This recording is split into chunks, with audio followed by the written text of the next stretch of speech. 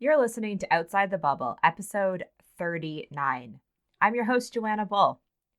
To all of my American friends, if you are listening to this on Thursday, November 28th, 2019, thank you so much for spending your holiday with me.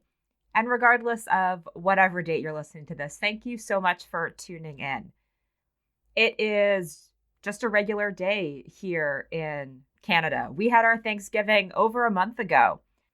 Today's going to be a shorter episode. I'm just sharing a tidbit with you. So to start off with, are your students engaged? How many are and how many aren't? And what evidence are you using to decide if your students are engaged?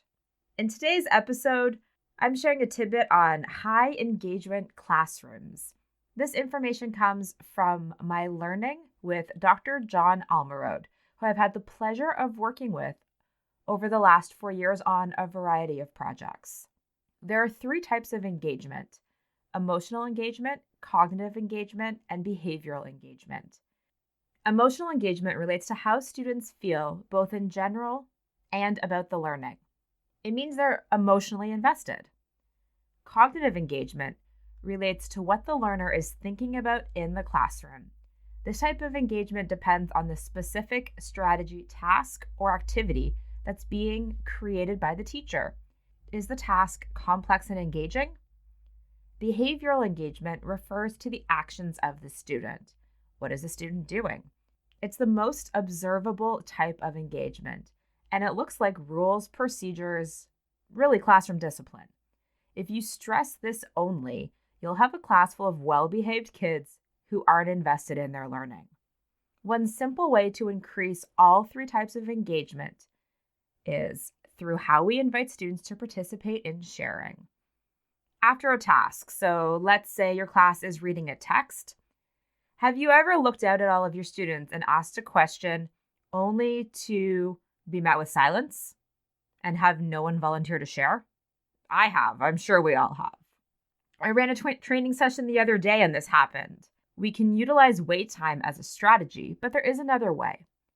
Instead of creating a culture of volunteering, how about creating a culture of engaging?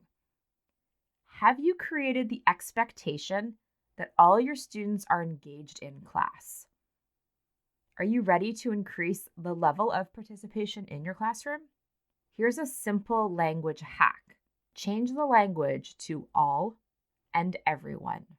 This method doesn't invite participation, it requires participation. Adding all and everyone to the invitation for participation means that learners are required to put forth the effort instead of unintentionally inviting students to opt out through volunteering language. For example, volunteering language is, would someone like to? Or can anyone tell me? If you're noticing yourself in this language, try out this language instead. Everybody be ready to. All of you think about a method that will. Everyone write down and raise your hand when you're ready to share. Notice the difference here? Volunteering climate is language like, who would like to? Would someone please read? Can anyone tell me why? And then what happens? No one raises their hand and we stand waiting. And then 1 kid will raise their hand. Maybe 2, maybe 5. When we create an engaging climate, we're asking everyone to participate. And that means we can call on anyone. That's it for today. Super short and quick.